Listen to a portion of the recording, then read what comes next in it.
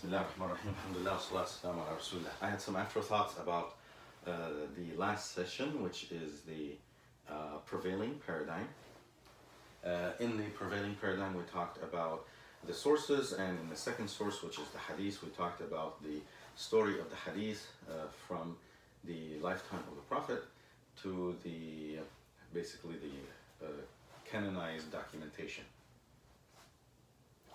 And we sort of the thinking was trapped in a duality that the Prophet either allowed it or prevented it, or prevented it first and then allowed it, or prevented it and he never really truly allowed it as much as they claim.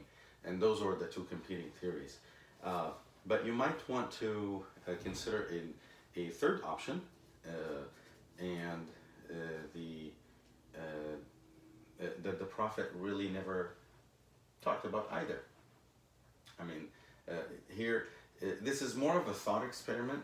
You don't necessarily have to subscribe to it, but at least you have to entertain the idea, even if you end up rejecting it. The reason why I want to at least mention this thought experiment is because whether you are with the people that say the Prophet ﷺ prevented the documentation of the hadith, but then later in his life allowed it, or whether you want to be, look at the other side that says he prevented it, and then at least 2 or 3 generations afterwards, the atmosphere will continue to be extremely negative toward the documentation of the hadith. Whether you ascribe to this or that, at the end of the day, your sources of the details of that narrative is the hadith. So someone may, quote unquote, from outside the realm of Islam come and say, and this is exactly why I'm mentioning it, because someone from the outside the realm of Islam may come and say this. So at least you have to get exposed to this idea so you could, be able to respond somehow. Because at the end of the day, what I'm concerned about is appropriate response to ourselves and to other people, but to ourselves mainly. So someone would come and say, well, let's say I'm the one who is saying that he suppressed the hadith but never really truly allowed it to at the end of his lifetime. And I quoted you the story about Abu Bakr as-Siddiq burning the hadith, and I quoted you the story about Umar burning the hadith, and I quoted the story about Umar sort of being rough with Abu Huraira about narrating too many hadiths, even though Abu Huraira was not documenting, he was just narrating. But it was sort of, it's an eventuality if you narrate a lot, and this is actually this is very, very interesting if you think about it, and if you do believe in that story where Umar ibn Khattab would tell Abu Huraira, you're either stop doing what you're doing, or I'll send you back where you came from. This by itself tells you what is the reason why the Prophet, or at least how Umar ibn Khattab understood the reason why the Prophet didn't want the Muslims to document.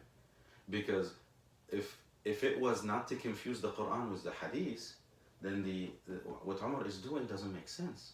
But if it was not to have the Hadith compete with the Quran, then what Umar is doing makes perfect sense. So that story by itself, I think it fits more with the second narrative. It fits more with the reality that the Khutab al-Jum'ah were not documented, and the stories about burning, and the stories about the generations later where people did not document, and when they died, they wanted their notes to be burned all the way up to the 1st century. But again, all of these are, a form of narration.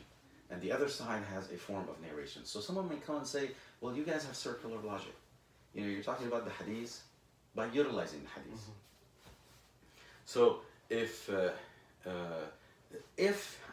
we're going to engage in that thought experiment and try to explain this whole thing, then the most rational, or I think most reasonable thing to think about is the Arab culture was extremely oral tradition based. They had a significant capacity to memorize things, and because they didn't document a lot, their other mental aspects such as memory were overdeveloped compared to later generations. But then the non-Arabs came, and came with them their own tradition of documentation, and their own need to document, because they didn't have that same capacity as Arabs about the Arabic language. And basically, it was it was a form of civilization clash between an oral tradition and a documentation tradition. And that civilization clash, as life became more complicated, and as life became more complicated, and the Arab world slash the Muslim world, which was a quagmire mix of Arabs and non-Arabs, but the Muslim world is undergoing a social transformation. Social transformation from a civilization that doesn't utilize documentation to a civilization that is using documentation. With any social transformation, you're going to have people that are pro and people that are against. Simple as that. And with the atmosphere of making up hadiths right and left, you could have easily people that are pro made up hadith that supports this, and people that are against made up hadith that supports this. So where does that leave us in our epistemologic if that third option or third possibility, even if it's true, where does that actually leave us epistemologically with the origin? It leaves us with the primacy of the Quran to begin with. It's exactly the same thing. We are left exactly we have our priorities right. We have to prioritize the Quran truly, not in just in declaration. No, we actually have to have primacy of the Quran. At the end of the day, there was no documentation of hadith on to any degree of wide scale at the lifetime of the Prophet, or the Sahaba, or the following generation. So whether they just didn't care, or whether they were following the recommendation of the Prophet, to get out of this epistemologic circular reasoning, we end up with exactly the same thing as the paradigm that I'm suggesting. It doesn't change the suggested modifications of the prevailing paradigm to a new paradigm. But it's an interesting thought experiment, because people may present that with you, because people may not so much the people of Ahl al-Hadith, but other types of people that don't believe in the epistemologic source of hadith to begin with. I mean, there are people that would attribute a value of 0 to epistemologically to hadith. They may come to you and say, your whole story is circular. So I think it's interesting at least to have that thought experiment in your head. So that's number one. Number two, as the rasm, again the drawing of the letters, was fixed at the time of Uthman ibn Affan, and variations of narration were allowed as long as they conform to that rasm, with very, very, very, as we said, very minor variations outside the rasm, but 99.98 literally was within the rasm. As those variations developed, or they were narrated, I think the theory of the 7 ahrufs that the Quran came down with, which is widely accepted theory, I think it happened in reverse. This is again my own opinion. This has nothing to do with the concept of. Happen in reverse? I'll explain to you in a minute. But I just wanted to say this is my own opinion. This has nothing to do with the concept of creating a new paradigm.